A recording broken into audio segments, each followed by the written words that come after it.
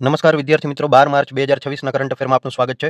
પંચાયતોની ચૂંટાયેલી મહિલા પ્રતિનિધિઓનું રાષ્ટ્રીય સંમેલન કયા મંત્રાલય દ્વારા આયોજિત કરવામાં આવ્યું? તો જવાબ આવશે પંચાયતી રાજ મંત્રાલય. પંચાયતી રાજ મંત્રાલય દ્વારા સશક્ત પંચાયત નેત્રી અભિયાનના 1 વર્ષ પૂર્ણ થવા નિમિત્તે નવી દિલ્હીમાં આ સંમેલન યોજાયું હતું. મહિલાઓની સુરક્ષા માટે નિર્ભય રહો પહેલ શરૂ કરવામાં આવી, જે અંતર્ગત પંચાયતોમાં સીસીટીવી કેમેરા અને કાયદાકીય તાલીમ પર ભાર મૂકવામાં આવશે. દેશની પંચાયતોમાં આશરે 46% 14.5 લાખથી વધુ મહિલા પ્રતિનિધિઓ કાર્યરત છે, જેમને નેતૃત્વ અને નાણાકીય વ્યવહારમાં સક્ષમ બનાવવાનું લક્ષ્ય છે. નેક્સ્ટ, એડીસી 150નું ફ્લાઇટ પરીક્ષણ કઈ સંસ્થા દ્વારા કરવામાં આવ્યું? ડીઆરડીઓ અને ભારતીય નૌકાદળ. ડીઆરડીઓ અને ભારતીય નૌકાદળ દ્વારા ગોવાના દરિયાકાંઠે બોઈંગ પીએટાઈ વિમાન દ્વારા એડીસી 150નું સફળ ફ્લાઇટ પરીક્ષણ કરવામાં આવ્યું. આ સ્વદેશી કન્ટેનર 150 કિલોગ્રામ સુધીનો સામાન પેલોડ દરિયામાં દૂર તૈનાત જહાજો સુધી પહોંચાડવામાં ક્ષમતા ધરાવે છે. કટોકટીના સમયે જહાજો પર સ્પેર પાર્ટ્સ, તબીબી સહાય અને જરૂરી સામગ્રી ઝડપથી પહોંચાડી નૌકાદળની લોજિસ્ટિક ક્ષમતા વધારવી.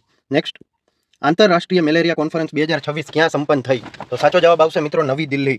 7 થી 9 માર્ચ 2026 દરમિયાન નવી દિલ્હીમાં ICMR NIMR દ્વારા કરવામાં આવ્યું હતું. એની થીમ હતી Discovery, development and delivery, driving malaria elimination and beyond. વૈજ્ઞાનિક સંશોધન અને નવી ટેકનોલોજી દ્વારા 2030 સુધીમાં ભારતને મલેરિયા મુક્ત બનાવવું. નેક્સ્ટ, PBSHABD પ્લેટફોર્મ કોના દ્વારા સંચાલિત થાય છે? જવાબ આવશે પ્રસાર ભારતી. ફ્રી એક્સેસ પ્રસાર ભારતીએ જાહેરાત કરી છે કે આ પ્લેટફોર્મ પર લોગો ફ્રી ન્યૂઝ કન્ટેન્ટની સુવિધા હવે માર્ચ 2027 સુધી મફત રહેશે. 1500થી વધુ પત્રકારો, 60 એડિટ ડેસ્કના નેટવર્ક દ્વારા દરરોજ તમામ મુખ્ય ભારતીય ભાષાઓમાં 1000થી વધુ સમાચાર વાર્તાઓ અપલોડ કરવામાં આવશે. મીડિયા સંસ્થાઓ કોઈપણ ક્રેડિટ આપ્યા વગર વિડીયો, ટેક્સ્ટ અને ફોટાનો ઉપયોગ કરી શકે છે, જેમાં રાષ્ટ્રીય કાર્યક્રમોનું લાઈવ ફીડ પણ ઉપલબ્ધ છે. નેક્સ્ટ, અનંત રાણાએ ફૂલ આયર્નમેન ટ્રાયથલોન ક્યાં પૂર્ણ કરી? જવાબ આવશે ન્યૂઝીલેન્ડ. જમશેદપુરના એથ્લેટ અનંત રાણાએ ન્યૂઝીલેન્ડના ટાઉપો ખાતે યોજાયેલી ટ્રાયથલોન 11 કલાક 50 મિનિટમાં સફળતાપૂર્વક પૂર્ણ કરી.